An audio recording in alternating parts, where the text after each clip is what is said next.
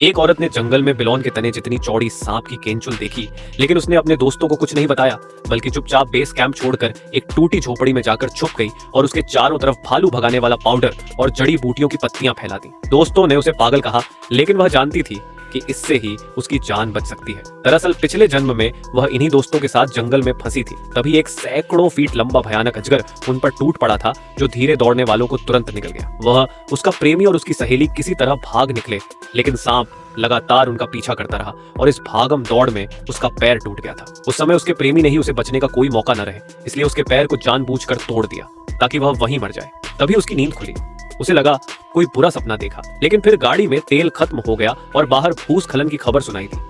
ठीक वही सब जो उसने सपने में देखा था, और उसने फिर वही सांप की विशाल केंचुल देखी तो समझ गई कि यह सपना नहीं, बल्कि वह दोबारा जन्म लेकर लौटी है। उसके साथ ही अब जंगल के बीच बने एक आलीशान बंगले में रुकने की सोच रहे थे, लेकिन औरत ने उन्हें समझाने की कोशिश की कि यहाँ एक विशालकाय सांप है, पर सबने उसका मजाक उड़ाया। बंगले की देखभाल करने वाली लड़की, जिसका नाम अनन्या था, भी उसे पागल समझी और बोली कि यहाँ सांप आ ही नहीं सकते क्योंकि पूरा इंतजाम पक्का है।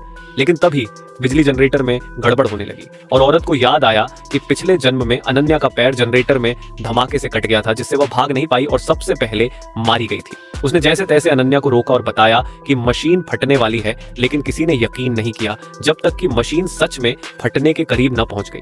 तब जाकर लोगों को थोड़ा भरोसा हुआ।